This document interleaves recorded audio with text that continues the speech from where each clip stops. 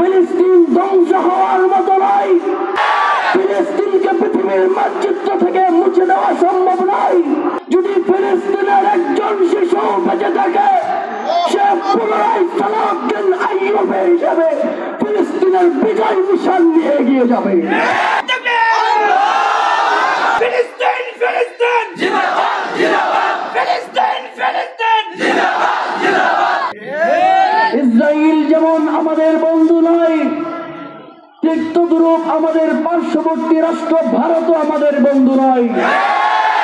বাংলাদেশকে গাজার মতো দেখতে না চাইলে এই মুসলিম তরুণ এবং যুবক ভাইয়েরা ঈমানের রঙে নিজেকে রঙিন করতে হবে, জিহাদের সাজে নিজেদেরকে সজ্জিত করতে হবে। প্রিয় হাজিরিন, ফিলিস্তিন শুধু কোনো এক সাধারণ রাষ্ট্রের নাম নয়। ফিলিস্তিন হলো নবী এবং রাসূলদের পুণ্যভূমি। ফিলিস্তিন হলো নবী ইব্রাহিম আলাইহিস সালামের হিজরতের ভূমি। ফিলিস্তিন হলো নবী ইসহাক, নবী ইয়াকুব, নবী ইউসুফের জন্মভূমি। ফিলিস্তিন হলো নবী মুহাম্মদুর রাসূলুল্লাহ সাল্লাল্লাহু আলাইহি ওয়াসাল্লামের মেরাজের রাত্রিতে ইমামতির পুণ্যভূমি। ফিলিস্তিন হলো হাজারো নবী রাসূলদের জন্ম এবং মৃত্যুস্থান এবং কবরস্থান। ফিলিস্তিন হলো নবী সুলাইমান আলাইহিস সালামের ঐতিহাসিক ভূমি। সুতরাং ফিলিস্তিন সাধারণ কোনো ভূমি নয়, সেই ফিলিস্তিনেই অবস্থিত মুসলমানদের প্রাণ কেন্দ্র বাইতুল মুকাদ্দাস, মুসলমানদের প্রথম কিবলা, যে মসজিদে এক রাকাত নামাজ পড়লে আল্লাহ তাআলা 500 রাকাত নামাজের সমান সওয়াব দান করেন। শুধু তাই নয়, ফিলিস্তিন শুধুমাত্র কোনো দেশের নাম নয়। ফিলিস্তিন হলো আখিরুজ জামানে ইমাম মাহদী আলাইহিস সালামের শ্রেষ্ঠ টেম্পল। ফিলিস্তিন হলো মুসলিম সেনাবাহিনীর এক বিরাট জমায়েতের নাম। আমি আপনি না জানলে কি হবে, আমি আপনি গবেষণা না করলে কি হবে? এই সমস্ত ইহুদি খ্রিস্টানরা তারা ঠিকই গবেষণা করেছে যে এই ফিলিস্তিনের পুণ্যভূমি হবে সেই ইহুদি এবং খ্রিস্টানদের জন্য ধ্বংসের একমাত্র কারণ ইমাম মাহদী আলাইহিস সালামের নেতৃত্বের স্থান, হযরত ঈসা আলাইহিস সালামের আগমনের স্থান। ফিলিস্তিন হবে মুসলমানদের বিজয়ের প্রথম ভূমি। সেই জন্যই তারা এই ফিলিস্তিন থেকে মুসলমান নিধনের চেষ্টা বহুকাল যাবৎ করে আসছে। প্রিয় হাজিরিন, তারা গবেষণা করেছে ইমাম মাহদী ফিলিস্তিন থেকে হবে, হযরত ঈসা আলাইহিস সালামের নেতৃত্ব ফিলিস্তিনের পুণ্যভূমি থেকেই হবে। সেজন্য তারা ফিলিস্তিনকে ধ্বংস করে দিতে চায়।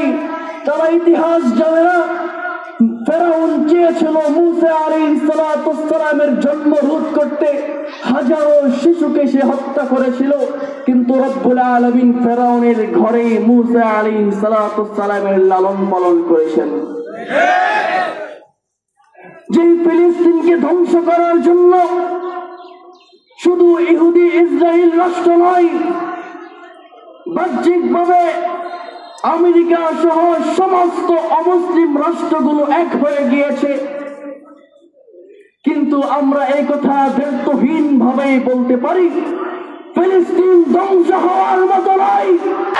ফিলিস্তিনকে পৃথিবীর মানচিত্র থেকে মুছে দেওয়া সম্ভব নয়।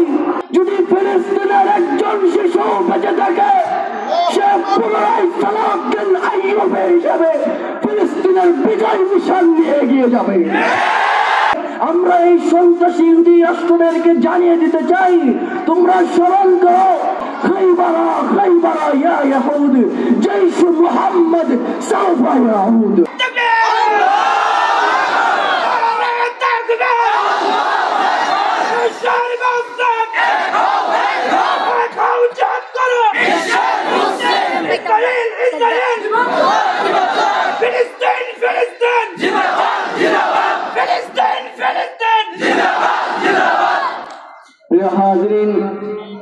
আজকের এই প্রতিবাদ সভা এবং বিক্ষোভ সমাবেশ শুধু মায়া কান্নার জন্য নয়। আজকের এই বিক্ষোভ সমাবেশ এবং প্রতিবাদ এটা আমাদেরকে এই কথা স্মরণ করিয়ে দেওয়ার জন্য ইমাম মুহাম্মদ রাহিমাহুল্লাহ তিনি বলেছেন, আল কুফরু মিল্লাতুন ওয়াহিদ, সমস্ত কুফরি শক্তি এক। মুসলমানদেরকে ধ্বংস করে দেওয়ার জন্য সমস্ত কুফরি শক্তি এক। আল্লাহ রাব্বুল আলামিন কোরআনে কারীমে ইরশাদ করেন, ওয়ালা তাজিদান্না আশাদ্দান নাসি আদাওয়াতাল লিল্লাযীনা আমানুল ইয়াহুদু ওয়াল্লাযীনা আশরাকু। আমাদেরকে আল্লাহ তাআলা শত্রু চিনিয়ে দিয়েছেন। নবীজি সাল্লাল্লাহু আলাইহি সাল্লামকে লক্ষ্য করে আল্লাহ বলেছেন, তুমি ঈমানদারদের জন্য সবচেয়ে বড় শত্রু হিসাবে পাবে ইহুদি এবং মুশরিকদেরকে। ইসরাইল যেমন আমাদের বন্ধু নয়, ঠিক তদ্রূপ আমাদের পার্শ্ববর্তী রাষ্ট্র ভারতও আমাদের বন্ধু নয়।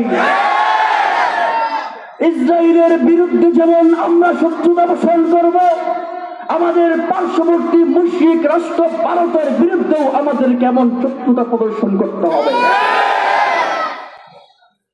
গবেষকদের গবেষণায় অনেকে বলেছেন, পরবর্তী ইসরায়েল হবে পৃথিবীর ইন্ডিয়া, আর পরবর্তী গাজা হতে যাচ্ছে এই বাংলাদেশ। সুতরাং এই বাংলাদেশকে গাজার মতো দেখতে না চাইলে মুসলিম তরুণ এবং যুবক ভাইয়েরা ঈমানের রঙে নিজেকে রঙিন করতে হবে, জিহাদের সাজায় নিজেদেরকে সজ্জিত করতে হবে, নিজেদের ভিতরে জিহাদের উৎসাহ উদ্দীপনা জাগৃত করতে হবে। পৃথিবীর সমস্ত কুফার শক্তির মোকাবেলার জন্য ঈমানী শক্তিতে আমাদেরকে বলিয়ান হতে হবে। হাজিরিন, আমাদের আজকের দুইটা কর্মসূচি। এক নম্বর কর্মসূচি হলো আমাদের প্রত্যেককে নিজ জায়গা থেকে প্রস্তুতি গ্রহণ করতে হবে। এখন আর বসে থাকার সময় নয়, এখন আর বসে থাকার সময় নয়। নিজ জায়গা থেকে নিজেকে প্রস্তুত করতে হবে, নিজেকে মানসিকভাবে প্রস্তুত করতে হবে, নিজেকে শারীরিকভাবে প্রস্তুত করতে হবে। যখনই জাগ আসবে জিহাদের, নিজের জান এবং মালকে উজাড় করে বিলিয়ে দিতে হবে। দুই নম্বর কর্মসূচি হলো আমরা আমাদের সকল সেক্টর থেকে এই ইহুদিদেরকে বর্জন করব। আমাদের ব্যবসা প্রতিষ্ঠান থেকে ইহুদি এবং ইসরায়েলি পণ্যগুলোকে বয়কট করব। গ্রাহক হিসেবে প্রত্যেকেই আমরা ইহুদিদের এই পণ্যগুলোকে নিজ নিজ জায়গা থেকে বয়কট করব। আমার একটি টাকার মাধ্যমে যেন আমার মুসলিম ভাইয়ের বুকে বোমার আঘাত না লাগে। আপনি মনে করছেন আমি এক ঢুক কোকা-কোলা খেয়ে নিলাম, কি হলো? আপনার এক ঢুক কোকা-কোলার ভিতরে হাজারো মুসলিমদের রক্ত মিশ্রিত আসে। আপনি মনে করছেন আমি একলাই বয়কট করলে কি হবে? আপনি আপনার নিজের ঈমানকে হেফাজত করেন। নিজের ঈমানকে হেফাজতের লক্ষ্যে ইসরায়েলি সমস্ত পণ্যগুলোকে আমাদের বয়কট করতে হবে।